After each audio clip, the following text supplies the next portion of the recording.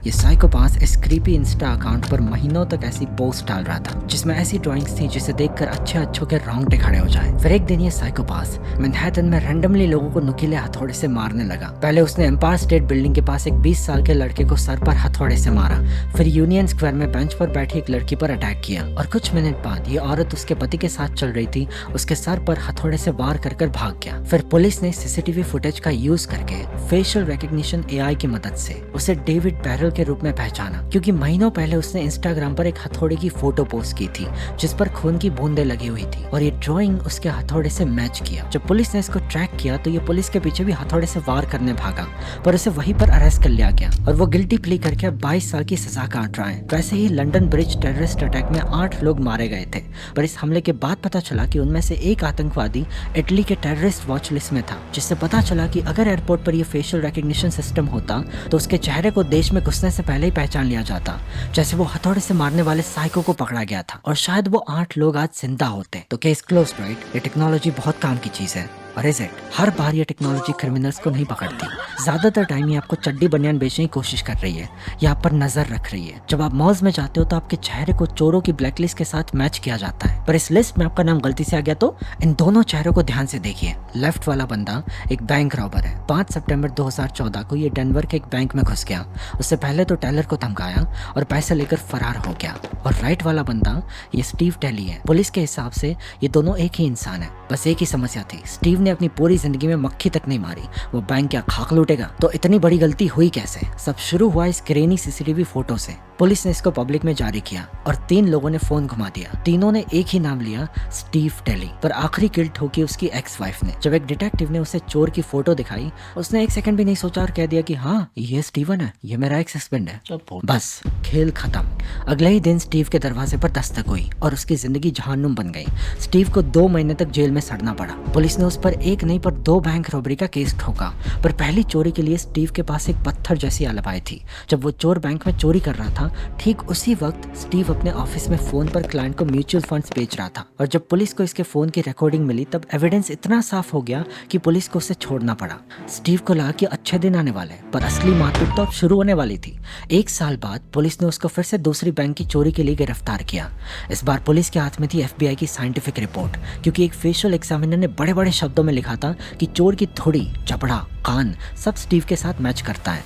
और रिपोर्ट ने ऐलान किया कि ये चोर पक्का टली है। इस बार गवाही एक्स वाइफ की नहीं, साइंस की थी। बस एक ही समस्या थी, ये साइंस पूरा का पूरा जादू टोना था। 2009 में अमेरिका की सबसे बड़ी साइंस एकेडमी ने एक रिपोर्ट निकाली जिसने पूरे जस्टिस सिस्टम में भूचाल ला दिया। रिपोर्ट ने साफ साफ कहा कि DNA टेस्टिंग के अलावा बाकी सारी फॉरेंसिक साइंस जैसे कि फिंगरप्रिंट, बाल, दांत और हाँ, चेहरे का कंपैरिजन भी सब बकवास है। उनका कोई सॉलिड साइंटिफिक बेस नहीं है। एक एक्सपर्ट ने इसे वुडो विचक्राफ्ट तक कह दिया। FBI का फैंसी मेथड बस एक आदमी का ओपिनियन है। वो चेहरे पर कुछ मैचिंग पॉइंट्स ढूंढते हैं, पर कितने पॉइंट मिलने पर यह मैच पक्का होता है इसका कोई रूल नहीं है। 10, 15, 100 सब हवा में। ऊपर से एक फोटो में लाइटिंग अलग हो या कैमरा एंगल अजीब हो तो आपका चेहरा शर्मा जी जैसा लगने लगता है। तो अगर पुलिस और साइंस से मिलकर न्याय का धज्जियां उड़ा रहे तो आखिरकार हम भरोसा किस पर करें? अपनी आंखों पर? 70% से ज्यादा बेगुनाह लोग इसीलिए जेल जाते हैं क्योंकि किसी आई विटनेस ने गलत इंसान पे उंगली उठा दी। हम अजनबियों को पहचानने में इतने बेकार है कि पूछो मत। तो बचाई कौन? कंप्यूटर्स? एल्गोरिथम्स? एप्पल कहता है कि उनका फेस आईडी लाखों में एक बार गलती करता है। गूगल का फेस नेट तो 99.6% एक्यूरेसी से सेलिब्रिटी के चेहरे पहचान लेता है। लगता है सॉल्यूशन मिल गया, राइट? पर इन सुपर स्मार्ट कंप्यूटर्स को चूतिया बनाना बच्चों का खेल है। फेस आईडी को जुड़वा भाई बहन, यहाँ तक कि 10 साल का बच्चा भी अपनी माँ का फोन खोलकर धोखा दे देता है, जिसकी वीडियो भी इंटरनेट पर वायरल हो गई थी। आप एक केयरफुली डिजाइन डिस्ट्रप्टिव पैटर्न वाला चश्मा पहनकर गूगल के सुपर एल्गोरिथम को भी धूल चढ़ा सकते हो। एक्चुअली आप ऐसे ग्लासेस डिजाइन कर सकते हैं जिससे एल्गोरिथम को लगे कि आप कोई और इंसान है, जैसे आपका पड़ोसी। लेकिन असली प्रॉब्लम चश्मे या 10 साल के बच्चे में नहीं है, असली प्रॉब्लम है स्केल। गूगल की वो 99.6% एक्यूरेसी एकदम जाकास हाई क्वालिटी सेलिब्रिटी फोटोज पर थी। जब उसी एल्गोरिथम को 10 लाख अनजान चेहरों के डेटाबेस पर टेस्ट किया गया तो एक्यूरेसी गिरकर 75% पे आ गई। दुनिया का सबसे बेस्ट एल्गोरिथम भी 83% से आगे नहीं जा पाता। इसका मतलब समझते हो? इसका मतलब है कि बेस्ट केस में भी 6 में से 1 बार AI गलत आदमी पे उंगली रखता है। हर एक साइकोपाथ को पकड़ने के लिए एक मासूम आदमी लाइन में खड़ा है, और ये लाइन कितनी लंबी है? 2016 तक पूरे देश की आधी एडल्ट आबादी का चेहरा उनकी जानकारी के बिना पुलिस के डेटाबेस में था, मतलब हर 2 में से 1 आदमी। और FBI के पास तो 40 करोड़ फोटोज का कलेक्शन है। पर ये तो कुछ भी नहीं है। एक कंपनी है क्लियरव्यू AI। इन हरामियों ने फेसबुक और ट्विटर से 3 बिलियन फोटो स्क्रैप किए और उस डेटाबेस को पुलिस को बेच दिया। जब उनसे पूछा गया कि ये लीगल कैसे हुए, तो उन्होंने कहा, फ्रीडम ऑफ स्पीच ब्रो, तेरी फोटोज बेचकर मैं पैसे कमाऊंगा। तो इस पूरे जमाले के बीच स्टीव टेली वापस कोर्ट में खड़ा था। एक तरफ FBI की साइंटिफिक रिपोर्ट, दूसरी तरफ एक बेगुनाह टूटा हुआ इंसान। फिर आई बैंक की वो अकेली आई विटनेस, बैंक टेलर बोनीता शिप, जिसने असली चोर का चेहरा देखा था। सबकी सांसें रुकी हुई थी। जज ने पूछा, क्या ये वही आदमी है? बोनीता ने स्टीव को ऊपर से नीचे तक देखा, उसके हाथों को देखा और जज की तरफ मुड़कर कहा, इट्स नॉट हिम। उसने कहा, चोर पतला था, इस आदमी के जैसे चौड़े कंधे नहीं थे।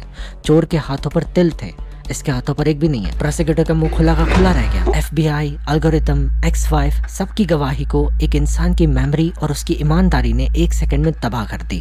केस डिसमिस हो गया, पर तब तक बहुत लेट हो चुका था। स्टीव की जिंदगी बर्बाद हो चुकी थी। उसका घर चला गया, नौकरी चली गई, फाइनेंशियल लाइसेंस एक्सपायर हो गया, वो सड़क पर आ गया। पुलिस ने गिरफ्तारी के वक्त उसका पीनस तक तोड़ दिया था और वकील की फीस भरते भरते भिखारी बन गया। एक बेगुनाह आदमी जिसे न्याय की सिस्टम ने तोड़कर कचरे में फेंक दिया था। लेकिन असली प्रॉब्लम इसके DNA में। ये AI टेक्नोलॉजी रेसिस्ट है। स्टडीज ने साफ साफ दिखाया कि ये सिस्टम एशियन और अफ्रीकन अमेरिकन चेहरों को पहचानने में बार बार गलती करता है। मतलब अगर आपका चेहरा व्हाइट नहीं है तो आपकी लग गई। कंप्यूटर के लिए आपके क्रिमिनल होने का चांस ऑटोमेटिकली बढ़ जाता है। पर इस सब में सबसे खतरनाक चीज ये है कि हमारे न्याय के सिस्टम में एक फंडामेंटल रूल है, इनोसेंट अंटिल प्रूवन गिल्टी। जब तक साबित ना हो जाए आप बेगुनाह हो।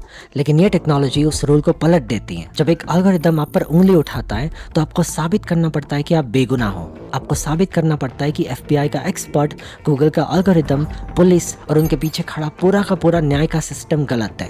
और यहाँ एक आम इंसान की फटकार हाथ में आ जाती है। तो अंत में सवाल सिर्फ एक है, एक साइकोपाथ या एक आतंकवादी को रोकने के लिए हम कितने बेगुनाह लोगों की जिंदगी नर्क बनाने के लिए तैयार हैं? 1, 10, 100, 1000, लाख? क्योंकि हर बार जब हम सिक्योरिटी के नाम पर एक नया कैमरा लगाते हैं, हम कहीं ना कहीं बोनीता शिप की ईमानदारी पर और एक स्टीव जैसे बेगुनाह की पूरी जिंदगी पर दाव लगा रहे होते हैं। और ये एक ऐसा जुआ है जिसमें हारने वाला हमेशा मासूम होता है।